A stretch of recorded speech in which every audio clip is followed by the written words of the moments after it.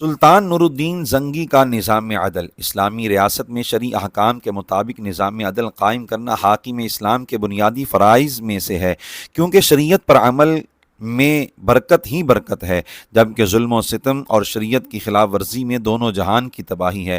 سلطان نور الدین زنگی علیہ الرحمہ نے اپنی ریاست میں عدل و انصاف کا ایسا مثالی نظام قائم کیا کہ آپ کے دور میں سیدنا عمر بن عبدالعزیز رضی اللہ تعالی عنہ کے عدل کی یاد تازہ ہو گئی۔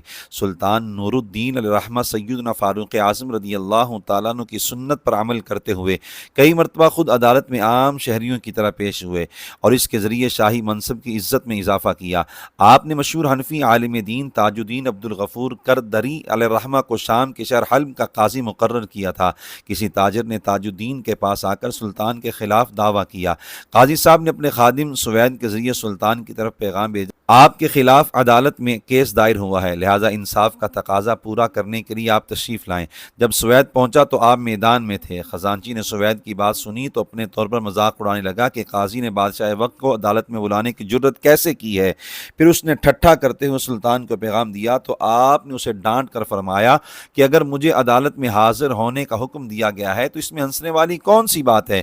پھر آپ نے عدالت میں جانے کے لیے گھوڑا منگوایا اور یہ تاریخی الفاظ کہے، السمع والطاعة قال اللہ تعالی انما كان قول المؤمنین اذا دعوا الى اللہ ورسولہ لیحکم بینہم ان یقولوا سمعنا واطعنا، یعنی میں نے حکم سنا اور اطاعت کی، کیونکہ رب کریم نے اپنے کلام مجید میں فرمایا ہے جب مسلمانوں کو اللہ اور اس کے رسول کی طرف بلایا جائے تاکہ رسول کریم ان کے درمیان فیصلہ فرما دیں تو انہیں یہی کہنا چاہیے کہ ہم نے سنا اور اطاعت کی۔ چنانچہ آپ فوری طور پر موصل روانہ ہوئے اور وہاں پہنچ کر قاضی صاحب کی طرف پیغام بھیجا، انی جئت الی ہاہنا امتثالا لامر الشرع، میں شریعت کے حکم کو پورا کرنے کے لیے حاضر ہو گیا ہوں۔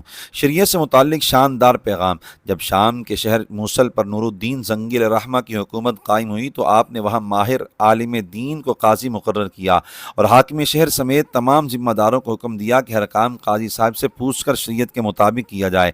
وہاں کے بعض لوگوں نے ایک ذمہ دار کے ذریعے سلطان کو یہ پیغام بھجوایا کہ موصل میں فسادی اور بدمعاش بہت ہیں، ان کا زور توڑنے کے لیے ضروری ہے کہ ان میں سے کچھ کو قتل کیا جائے اور کچھ کو سولی پر چڑھایا جائے تاکہ باقی خوف زدہ ہو کر اپنی حرکتوں سے باز آ جائیں، لہٰذا آپ سخت سزائیں نافذ کرنے کی اجازت دیجیے۔ یہ خط پہنچا تو اس کی دوسری جانب سلطان علیہ الرحمہ نے نہایت خوبصورت پیغام لکھ بھیجا جو ایمان کو تازہ کر دیتا ہے۔ لکھا، ان اللہ تعالی خالق الخلق وهو اعلم بمصلحتهم، مخلوق کو اللہ نے پیدا کیا ہے اور وہ ان کی مصلحت کو سب سے زیادہ جانتا ہے۔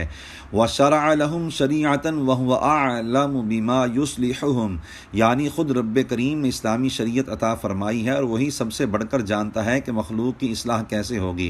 وان مصلحتهم تحصل فيما شرعہ علی وجہ الکمال فیہا، یعنی کامل طور پر مخلوق کی مصلحت و بلائی اسی شریعت پر عمل کرنے میں ہے جو ان کے خالق کریم نے عطا فرمائی ہے۔ ولو علم ان علی الشریعۃ زیادۃ فی المصلحۃ لشرعہ، یعنی اگر اللہ تعالیٰ کے علم کے مطابق شریعت پر اضافہ میں کوئی بلائی ہوتی تو اللہ تعالیٰ اسے شریعت کا حصہ بنا دیتا۔ پھر آپ نے فیصلہ کن جملہ لکھا، فما لنا حاجۃ الی زیادۃ علی ما شرعہ اللہ تعالی، ہمیں شریعت میں کمی بیشی کرنے کی کوئی حاجت نہیں۔